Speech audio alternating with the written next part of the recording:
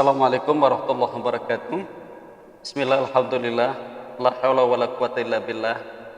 Qala ta'ala fil Qur'anil Karim, a'udzu billahi minasyaitonir rajim. Bismillahirrahmanirrahim. Iqra bismi rabbikal ladzi khalaq. Al-ayah. Shadaqallahul azim. Baik, pada kesempatan ini kita akan coba lanjutkan materi kita. Sesuatu hal yang menarik di kalangan remaja, dan ini tidak bisa terpisahkan dari dunia remaja. Persoalan remaja bercinta, pahala versus dosa. Sangat menarik juga sebuah buku kecil yang ditulis oleh Iif Wijayanto dalam Pemerkosaan atas nama Cinta, Panci, Potret Muram Interaksi Sosial Kaum Muda. Ada jargon-jargon kampanye-kampanye yang secara masif dilakukan oleh kalangan-kalangan tertentu saat ini kepada remaja kita. Sayangnya kampanye itu tentu dalam konteks kita sangat menyesatkan. Apa misalnya? Kita sedang berhadapan dengan kampanye jargon-jargon safe sex atau seks aman. Ya, yang penting kita melakukan seks tapi aman, tidak menimbulkan resiko. Antara dimingkum, suka sama suka. Lalu yang kedua, kita juga berhadapan dengan kampanye sex is your choice. Seks adalah pilihan Anda, pilihan kita. Ya, ini sesuatu yang tidak bisa terhindarkan. Misalnya, ya kalangan remaja melakukan seks, dan ini sebuah pilihan. Yang penting lagi-lagi seperti jargon yang pertama itu, kita melakukannya dengan aman. Lalu kita juga berhadapan dengan kampanye seks sesat. Anda muda, Anda berhak untuk menikmati seks, asalkan aman dan dilakukan dengan orang yang dicintainya. Ya, lagi-lagi kalau kemudian orang yang dicintainya kemudian tidak ada keberatan, berangkat dari suka sama suka, antara dimingkum, itu tidak ada masalah. Ini jargon-jargon yang kemudian disampaikan oleh kalangan-kalangan tertentu yang kemudian menjadi style gaya hidup remaja kita sekarang ini. Ya, betapa kehidupan seperti ini menjadi sesuatu hal yang tidak bisa terhindarkan. Lalu ketika kemudian ada jargon say no free sex, itu menjadi sesuatu anjing menggonggong, kafilah tetap berlalu gitu ya. Jadi kita kemudian yang dianggap tetap konsisten, istiqomah, ajeg pada pendirian kita akan ditinggalkan sendirian. Dianggap orang asing di tengah komunitas mereka yang menamakan dirinya modern. Ya, kita berdiri dalam kebenaran sekarang ini dianggap sebagai sesuatu hal yang asing ya, yang dianggap malah kita tidak benar di tengah komunitas orang-orang yang sudah tidak benar. Ya, apalagi kemudian mereka melekatkan dirinya pada identitas sebagai remaja modern. Tetapi yakinlah, we always support you even though the world is not friendly again. Keep istiqomah dan keep up good luck, sebagaimana SMS yang disampaikan kepada Iif Wijayanto ya, yang kemudian itu ditulis dalam buku Panci, Pemerkosaan atas nama Cinta tadi itu. Ya, yakinlah kita akan tetap istiqomah ya, dan dalam istiqomahan itu mudah-mudahan kita akan menemukan kemaslahatan. Ya, sebelum kita lebih jauh membahas tentang pacaran ini dalam dunia remaja, kita akan bahas dulu remaja dan ciri-cirinya.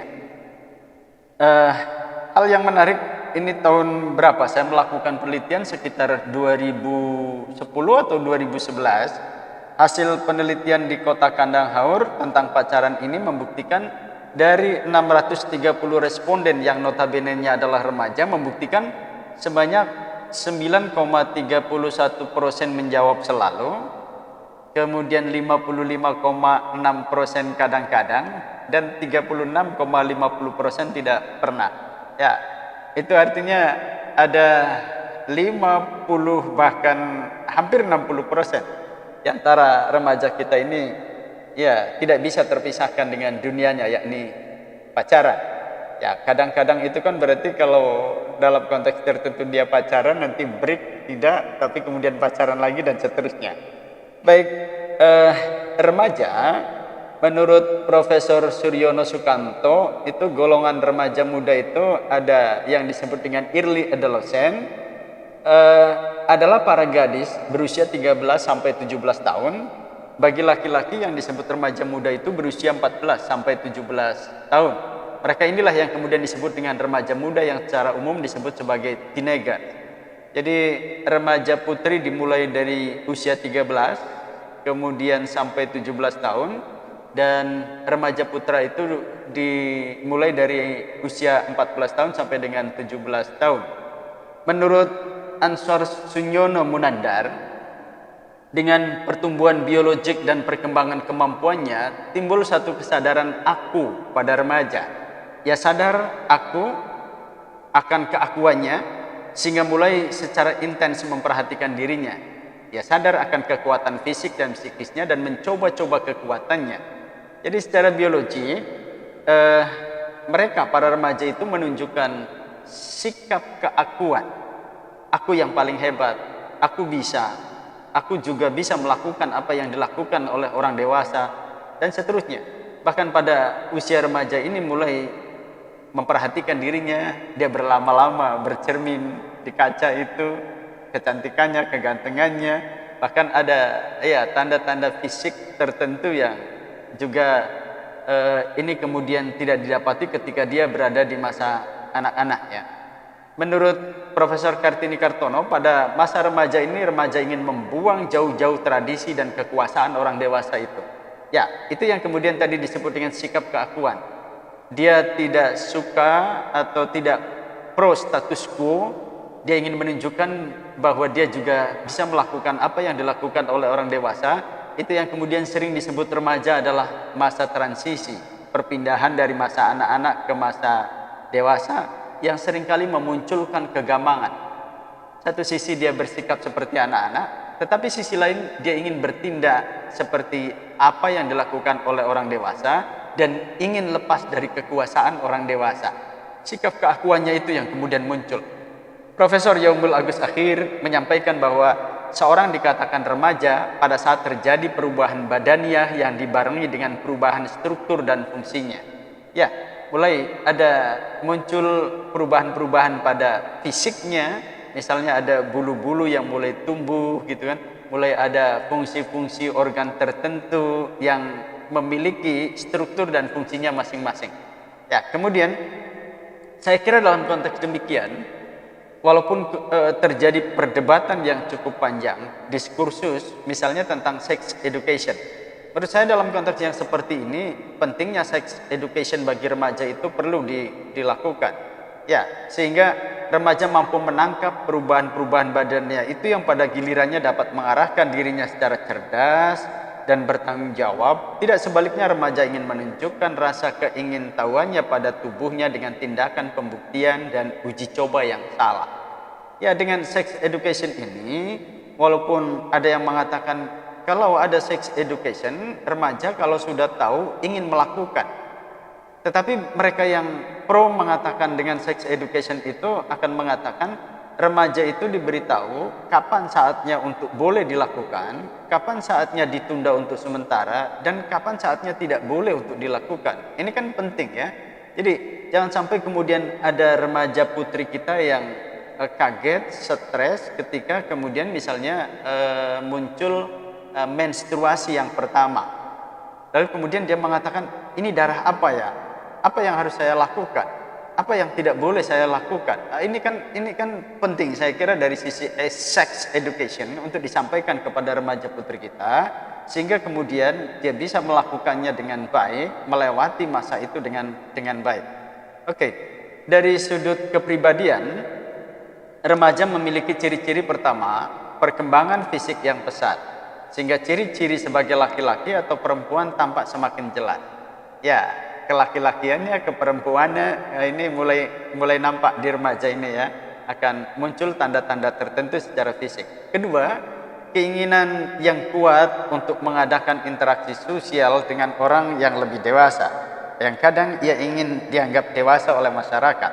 Ya, tadi itu saya mengatakan masa transisi itu satu sisi dia bersikap seperti kanak-kanak, tapi sisi lain dia ingin dianggap sebagai orang dewasa yang bisa menentukan sikapnya sendiri dan lepas dari kekuasaan orang dewasa.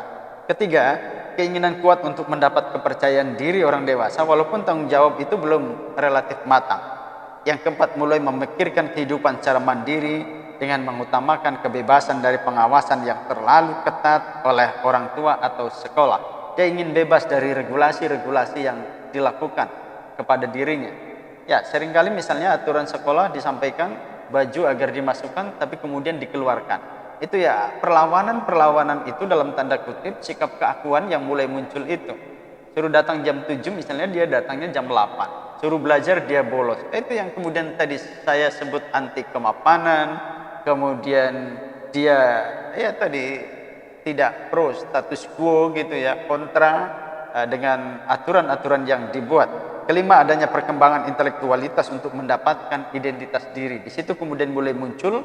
Dan keenam, menginginkan sistem kaidah dan nilai yang serasi dengan kebutuhan dan atau keinginannya yang kadang tidak selalu sama dengan sistem yang dianut oleh orang dewasa. Dia ingin buat aturan sendiri, regulasi sendiri yang tidak kemudian selalu manut kepada aturan-aturan orang dewasa.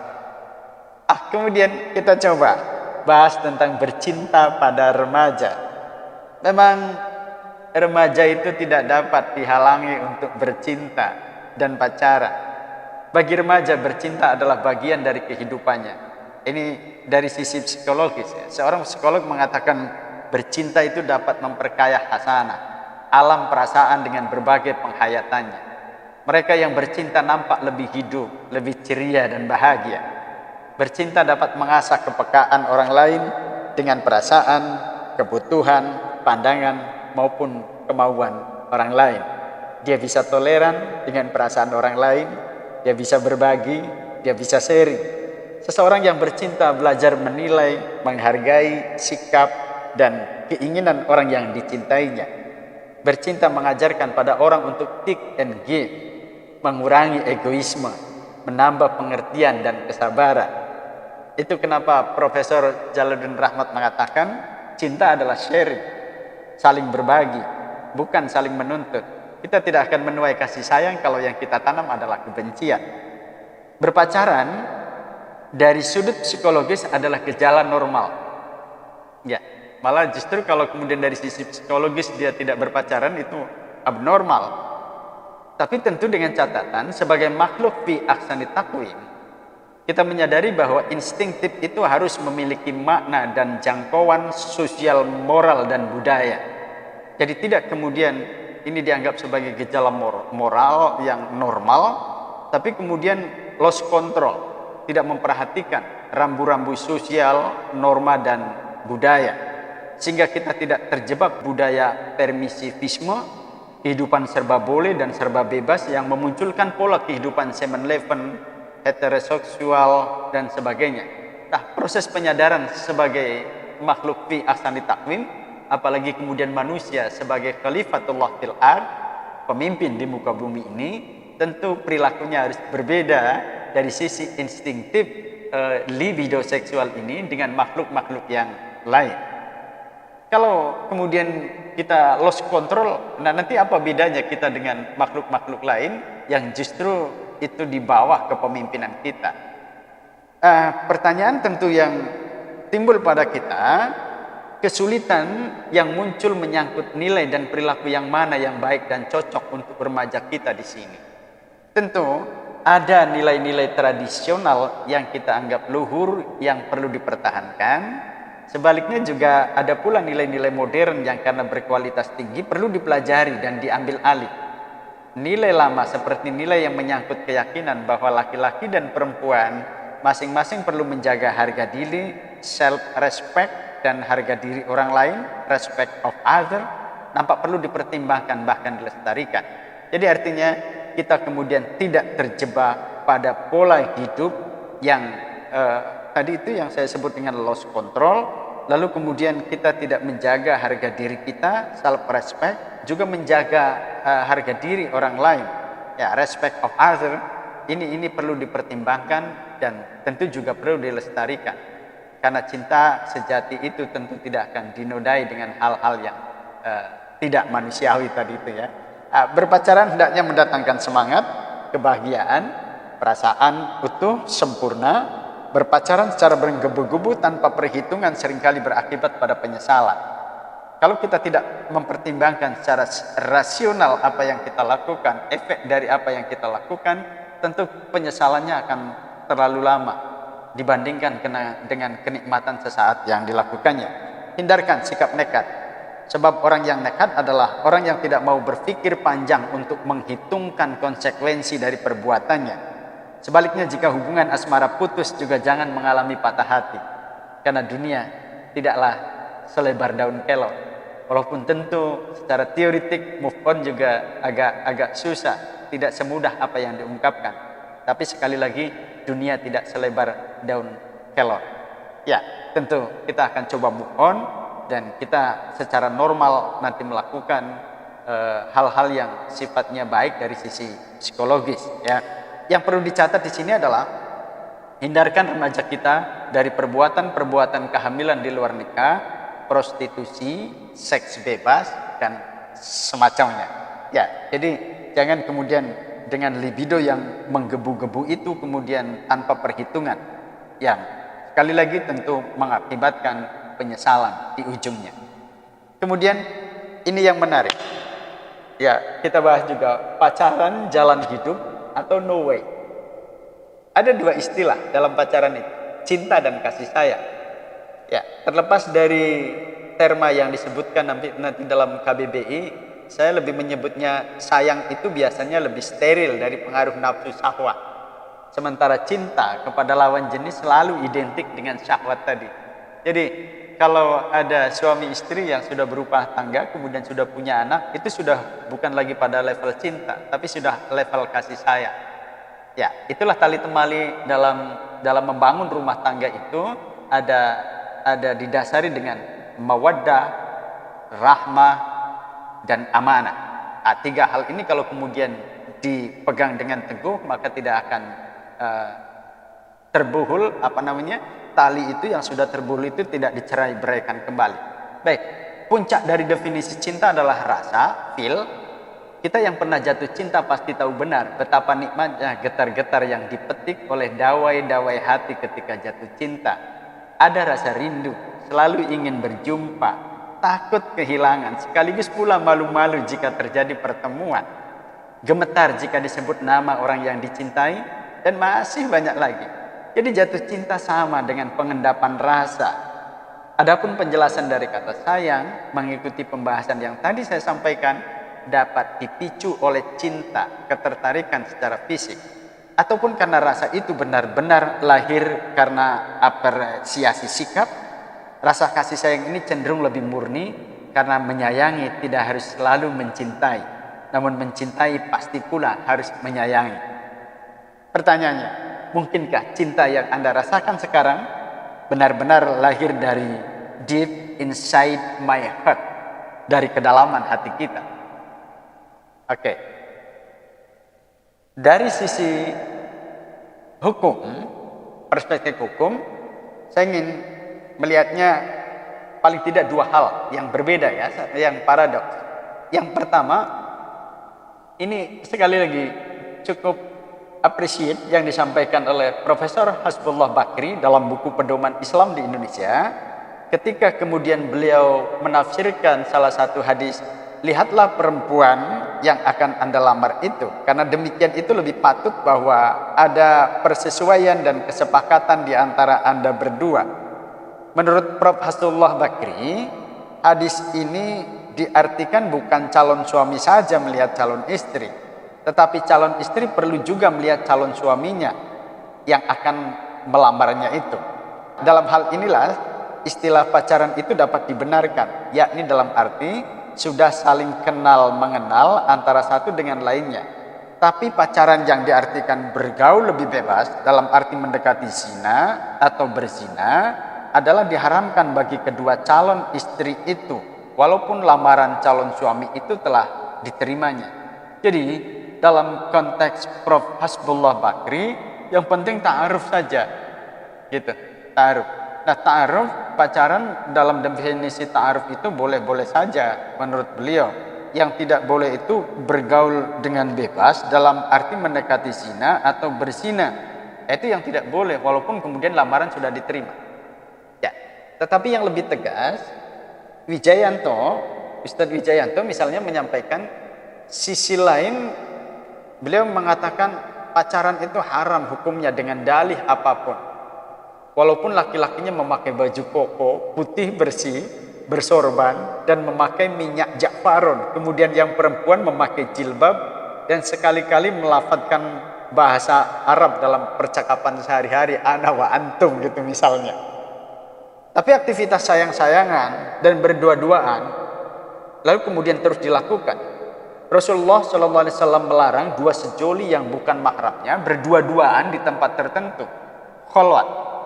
Sebab yang ketiga dari mereka adalah setan, dan setan selalu mendorongnya agar berbuat maksiat. Karena dalam pacaran selalu diikuti dengan variabel ngapa-ngapain, kata Wijayanto. Variabel ikutan itu seperti ciuman, pegangan tangan, boncengan yang sangat dekat dan mesra, sulit sekali dihindarkan. Bahkan kemudian dengan mengutip Quran surat ke-6 ayat 116, Allah berfirman, dan jika kamu menuruti kebanyakan orang-orang di muka bumi ini, niscaya mereka akan menyesat kamu dari jalan Allah. Mereka tidak lain hanyalah mengikuti prasangka mereka belaka, dan mereka tidak lain hanyalah berdusta terhadap Allah. Lalu kemudian beliau juga menyebut man tasyabbaha bihi fahuwa minhum. Sedangkan pacaran adalah bagian dari ideologi kapitalis yang menganjurkan kebebasan berperilaku kepada pengikutnya. Demikian beberapa alasan mereka yang mengharamkan pacaran. Baik, sekedar refleksi saja. Ini ada remaja yang bertanya ke saya, Mas, bukankah tanpa pacaran kita tidak bisa mengenali watak pasangan kita? Pertanyaan ini harus kita kembalikan. Mengenali siapa dan seperti apa yang ingin kita kenali. Yang terpenting adalah kejujuran dalam bersikap. Sebab sama saja pacaran yang dilakoni dengan 10 tahun dengan yang 10 hari langsung menikah. Ya, yang penting adalah kualitas tertinggi berada pada kerangka kejujuran tadi. Adakah orang yang berpacaran tadi itu jujur pada pasangannya? Kita berani menjamin, jarang sekali. Kecenderungan kita pasti tidak mau diketahui kelemahan-kelemahannya di depan pasangan kita. Akhirnya, pribadi tadi selalu memakai topeng. Buka dulu topengmu, kata Peter Pan, atau jujurlah padaku, kata raja.